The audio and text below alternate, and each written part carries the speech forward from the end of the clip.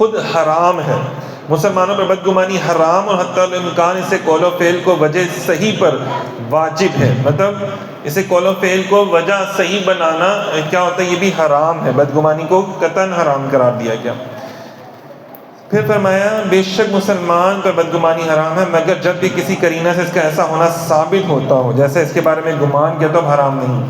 مثلا کسی کو شراب بنانے کی بھٹی میں آتے جاتے دیکھ کر اسے یہ سمجھنا کہ یہ شراب پیتا ہوگا، یہ بات بنانے والے کا قصور نہیں ہوگا. یہ پھر کس کا قصور ہوگا؟ اس بندے کا کہ بھئی وہ شراب والی جگہ پہ جاتا ہی کیوں ہے، کہ لوگ اس کو ایسا برا مشہور کر دیں. لیکن پھر بھی یہ کہا گیا ہے کہ جب تک آپ کے پاس پراپر ثبوت نہ ہو تب تک آپ کسی کے بارے میں، آپ نے شراب خانے میں جاتے تو دیکھا، پیتے تو نہیں نا آپ نے اس کو دیکھا. صحیح ہے نا؟ تو یہ بھی ذرا سوچ لینا چاہیے. پھر فرمایا مفتی نعیم الدین مراد آبادی جو احمد یار خان نعیمی صاحب کے استاد محترم ہیں، فرماتے مومن صالحہ کے ساتھ برا گمان ممنوع ہے. اسی طرح اس کا کوئی کلام سن کر فاسد غلط معنی مراد لے لینا باوجود کہ اس کے دوسرے صحیح معنی بھی نکلتے ہوں، تو غلط معنی مراد لے لینا بھی حرام ہے. تو کوشش کریں، ہو سکتا ہے نہیں یار میرے بھائی کا مطلب اچھا ہی ہوگا، چاہے مجھے سمجھ نہیں آیا، ہو سکتا ہے تو ہم فوراً کہہ دیتے ہیں سمجھ میں نہیں آیا تو نہیں برا ہی مطلب ہوگا. تو ذرا غور سے سن تو لو، اس سے پوچھ تو لو کہ یار آپ کس بات کا مطلب کیا تھا.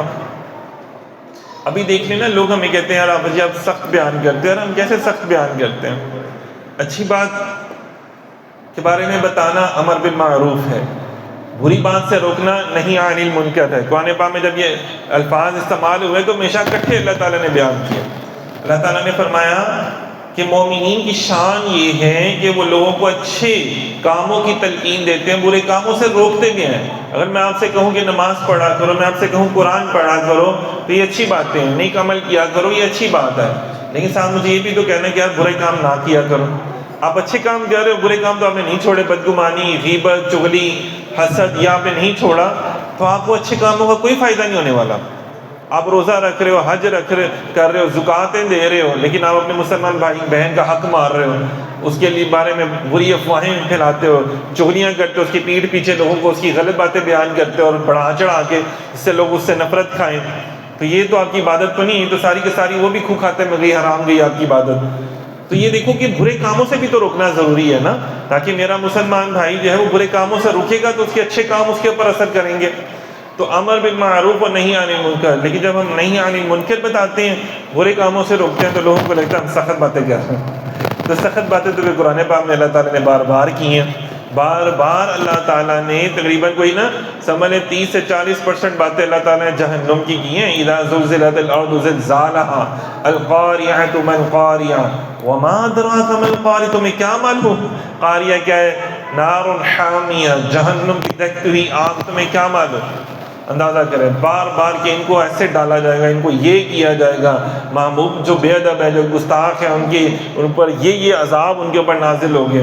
ان کی زبانیں کاٹی جائیں گی، لٹکائی جائیں گی، ان کے اوپر ان کو بار بار سانپ ڈسیں گے. یہ ساری چیزیں قرآن و حدیث میں بیان کی گئی ہیں، اس لیے تاکہ ہم ان سے ڈر کر کیا ہم لوگ اچھے عمل کرنا شروع کر دیں. تو بدگمانی کی کیا نقصانات ہیں جس کے بارے میں بدگمانی کی اگر اس کے سامنے اس کا اظہار کر دیا تو اس کی دل آزاری ہو سکتی ہے، اور شرعی اجازت کے بغیر مسلمان کی دل آزاری حرام ہے. اگر اس کی غیر موجودگی میں دوسرے کے سامنے اپنے برے گمان کا اظہار کیا تو یہ غیبت ہو جائے گی. ایک مسلمان بھائی یہاں میں موجود نہیں ہے لیکن میں لوگوں کو کہتا ہوں نہیں یار وہ فلانا ہے نا، وہ ایسا ہے، تو یہ غیبت ہو جائے گی. اور یہ بھی حرام ہے، جیسے مردہ بھائی کا گوشت کھانا، مردہ گدھے کا گوشت کھانا، اندازہ کریں وہ نہیں ہم کھا سکتے. تو اسی طرح اتنا ہی گناہ وہ ملتا ہے اور اتنا ہی حرام آپ کے اوپر لکھا جاتا ہے، گناہ لکھا جاتا ہے جب آپ کسی کی غیبت کرتے ہیں پیٹھ پیچھے. بدگمانی کرنے والا محض اپنے گمان پر صبر نہیں کرتا بلکہ وہ اس کی عیب تلاش کرنے میں لگ جاتا ہے. کسی مسلمان کی عیبوں کو تلاش کرنا ناجائز اور گناہ ہے.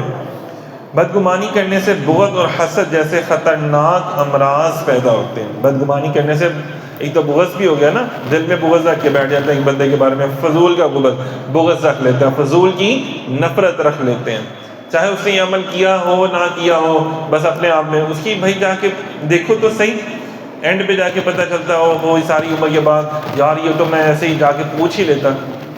ساری عمر نفرت میں گزار دی، اپنے آپ کو حسد میں، اپنے آپ کو اڑانے میں، جلانے میں لگا دی. تو اس سے بچنا چاہیے. صحابہ کرام ایسے نہیں کرتے تھے، جو بات ہوتی تھی فوراً سے پہلے ایک دوسرے سے کلیئر کر لیا کرتے تھے.